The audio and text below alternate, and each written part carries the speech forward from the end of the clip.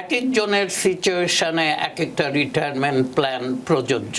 Retirement plan হচ্ছে আপনি যেই টাকাটা কন্ট্রিবিউট করছেন সেটা কিন্তু প্রি ট্যাক্স ডলার, মানে সেই টাকাটার উপর আপনাকে কোনো ট্যাক্স পে করতে হবে না।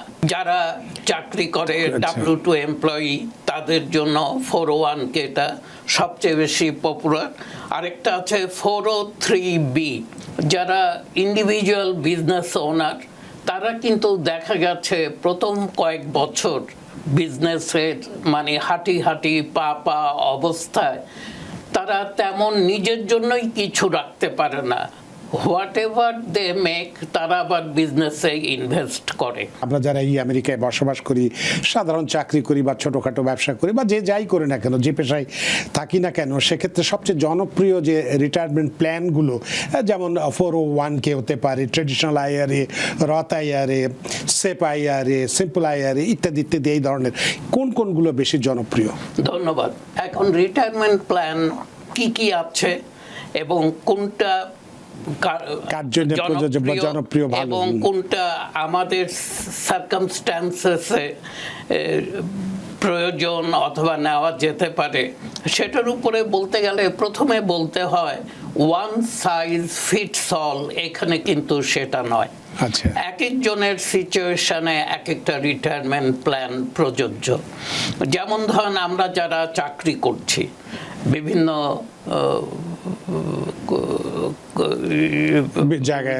বিভিন্ন জায়গায় কাজ করি, আমরা W2 এমপ্লয়ি, আমাদের এমপ্লয়াররা আমাদেরকে অফার করে থাকে রিটায়ারমেন্ট প্ল্যান।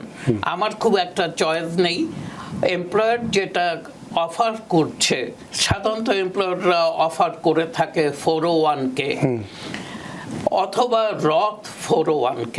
আচ্ছা, তো আমি রিটায়ারমেন্ট প্ল্যান এবং রথ রিটায়ারমেন্ট প্ল্যানটাকে একটু ভেঙে নেই। প্রথমে রিটায়ারমেন্ট প্ল্যান হচ্ছে আপনি যেই টাকাটা কন্ট্রিবিউট করছেন সেটা কিন্তু প্রি ট্যাক্স ডলার, মানে সেই টাকাটার উপর আপনাকে কোনো ট্যাক্স পে করতে হবে না। রথ রিটায়ারমেন্ট অ্যাকাউন্টগুলো কিন্তু ভিন্ন, সেটা হচ্ছে পোস্ট ট্যাক্স ডলার, তার মানে আপনি ট্যাক্স দেওয়ার পর যেই টাকাটা থাকলো আপনার হাতে সেটা আপনি রথে কন্ট্রিবিউট করছেন। মানে রথ আপনাকে এখন ট্যাক্সে সাহায্য করবে না, কখন সাহায্য করবে? তখন, অর্থাৎ আপনি যখন অবসরে যাবেন, আপনি সেই টাকাটা যখন উইথড্র করবেন, তুলে নিবেন, আপনাকে কোনো ট্যাক্স পে করতে হবে না। আর রেগুলার ট্র্যাডিশনাল অথবা রেগুলার 401k প্ল্যানে যেই টাকাটা এখন রাখছেন এটা কিন্তু ট্যাক্স ফ্রি মানি অথবা প্রি ট্যাক্স ডলার, এটার উপর আপনাকে ট্যাক্স দিতে হচ্ছে না। কিন্তু যখন আপনি ডিস্ট্রিবিউশন নেবেন, টাকা উঠাবেন, তখন আপনাকে কিন্তু এই টাকার উপর ট্যাক্স পে করতে হবে। অনেকে ধরে নেয় আমরা যখন বৃদ্ধ বয়সে যাব আমার কোনো ইনকাম থাকবে না, আমার ট্যাক্স রেট অথবা ট্যাক্স ডিডাকশান অনেক বেড়ে আসবে, আমার তো ইনকাম নেই, অতএব আমার ট্যাক্স রেটও কমে আসবে। ওর জন্য অনেকে এনকারেজড হয় এখন যেই ট্যাক্স বেনিফিটটা সেটা নেওয়ার জন্য, যেহেতু every dollar tax money you save, ওটা কিন্তু আপনার পকেটে যাচ্ছে, you are keeping that money. অতএব অনেকেই ওর জন্য 401k ইনস্টেড অফ রথ 401k ভেরি পপুলার। আচ্ছা, কিন্তু রথেও লোকজন রাখে, তাই বলে যে একদম রথ 401k অথবা রথ আইআরএতে টাকা রাখে না, তা না। তারপরে আপনি যেটা বলছেন যে 401k টাই সবচেয়ে বেশি পপুলার, যারা চাকরি করে W2 এমপ্লয়ি তাদের জন্য 401k টা সবচেয়ে বেশি পপুলার। আরেকটা আছে 403b, নন প্রফিট অর্গানাইজেশনগুলো, এরা তাদের এমপ্লয়িদেরকে অফার করে থাকে 403b, সেটা মোস্টলি টিচার্স, তারপর হসপিটাল ওয়ার্কার্স, তারা ফায়ার ফাইটার্স অথবা তারা 403(b)টা নিয়ে থাকে। আরেকটা হচ্ছে 457(b), এটা হচ্ছে গভর্নমেন্ট এমপ্লয়িজদের জন্য অথবা city government, local government, state government অথবা ফেডারেল গভর্নমেন্টে যারা চাকরি করে সেই গভর্নমেন্ট এমপ্লয়িরা নিয়ে থাকে। আর আরেকটা রিটায়ারমেন্ট প্ল্যান খুব কমন, যেটা সবার মুখে মুখে শুনবেন, সেটা হচ্ছে আইআরএ, ট্র্যাডিশনাল আইআরএ এবং রথ আইআরএ। ট্র্যাডিশনাল আইআরএর কন্ট্রিবিউশন লিমিট অনেক কম, আপনি 7,500 কন্ট্রিবিউট করতে পারেন। কিন্তু যদি কোম্পানি স্পন্সর্ড 401(k) হয়ে থাকে, আপনি সেখানে ম্যাক্সিমাম 24,500 কন্ট্রিবিউট করতে পারেন। এবং অনেক এমপ্লয়ার তারা কিন্তু ম্যাচ করে, আগে তো অনেক বেশি ম্যাচ করত, এখন অনেক এমপ্লয়ার 1 to 5% ম্যাচ করে থাকে এবং সেটা কিন্তু ফ্রি মানি। আপনি যে কন্ট্রিবিউট করবেন সেটার 1 থেকে 5% তারা ম্যাচ করে এবং তারা আপনার অ্যাকাউন্টে সেই টাকাটা দিচ্ছে। ওর জন্য আমি সকলকে অনুরোধ করে থাকি, তাদের যদি কাজের জায়গা থেকে কোনো 401(k) প্ল্যান থাকে, দে শুড অপটিমাইজ ইট। তারা যদি সম্ভব হয়, যেহেতু প্রত্যেকেরই খরচ আছে, সংসার চালাবার বিষয় আছে এবং যেটা ইনকাম সেটা অনেক সময় পুরোটাই তারা যতখানি অ্যালাউ করে কন্ট্রিবিউট করতে পারে না, কিন্তু যদি সম্ভব হয়ে থাকে তাহলে পুরোটাই কন্ট্রিবিউট করা উচিত। সেলফ এমপ্লয়েড ইন্ডিভিজুয়ালস অথবা যারা ওন বিজনেস আছে, তাদের জন্য কিন্তু এটা আরো ব্রড। তাদের সামনে অনেকগুলো রিটায়ারমেন্ট প্ল্যান আছে এবং এই রিটায়ারমেন্ট প্ল্যান তাদেরকে অনেক বেশি কন্ট্রিবিউট করার সুযোগ করে দিয়েছে।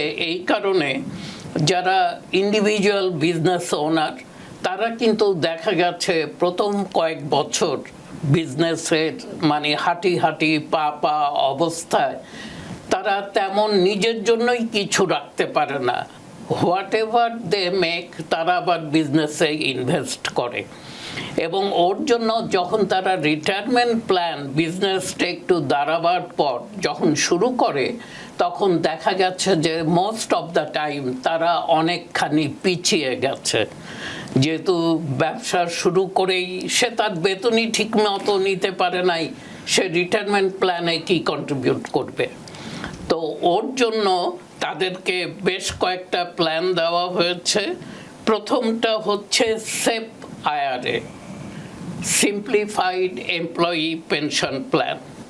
এটার সবচেয়ে সুযোগটা হচ্ছে যে এটা খুব সহজ টু সেট আপ। 15 মিনিটে আপনি অনলাইনে গিয়ে যে কোনো ব্রোকারেজ অ্যাকাউন্টে ঢুকে আপনি এটাকে সেট আপ করতে পারেন এবং এটার কোনো অ্যানুয়াল মেইনটেনেন্স ফি নাই। এবং আইআরএসে প্রতি বছর যে 5500 একটা ফর্ম আছে রিপোর্টিং, এই রিকোয়ারমেন্টসটাও নেই এই সেফ আইআরএর মধ্যে।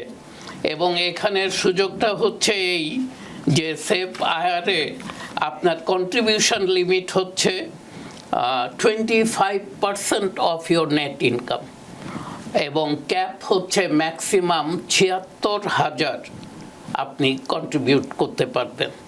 তো 76,000 contribution compare to 24,500 for 401(k) employees, এটা অনেক বড় অ্যামাউন্ট। এবং এটা শুধু একটাই রুল যে সেট আপ করতে হবে বাই October 1st। অন্যান্য প্ল্যান আপনি পরেও সেট আপ করতে পারেন, কিছু December 31st মধ্যে সেট আপ করতে হয় এবং কিছু পরের বছর গিয়েও আপনি ট্যাক্স ফাইলিংয়ের লাস্ট ডের মধ্যে সেট আপ করতে হয়, সেটা 15ই এপ্রিল। এবং কিছু আছে আপনি যদি এক্সটেনশন ফাইল করে থাকেন তো এক্সটেনশন ডেডলাইনের মধ্যেও সেট আপ করা যায়। কিন্তু সেপ আইআরএ 25% হচ্ছে আপনার contribution limit, maximum 76,000, 76,000, and must be set up by October 1st. অক্টোবরের 1 তারিখের মধ্যে এটা ধরেন জমা আপনি দিতে 2026-এ কন্ট্রিবিউট করতে চান সেপায়ারেতে, এটা অক্টোবর 1st-এর মধ্যে তার মানে এটা জুলাই, set up আগস্ট, করতে হবে। সেপ্টেম্বর, অক্টোবর 3 মাস আছে। 3 মাসের মধ্যে। অল্টারনেট আরেকটা প্ল্যান আছে, সেটা হচ্ছে সিম্পল আইআরএ। এটাও ফর সেলফ এমপ্লয়েড ইন্ডিভিজুয়ালস, এবং ওরা এখানে কন্ট্রিবিউট করতে পারে 16,500, এবং এখানে ক্যাচ আপ প্রভিশন আছে 3,500।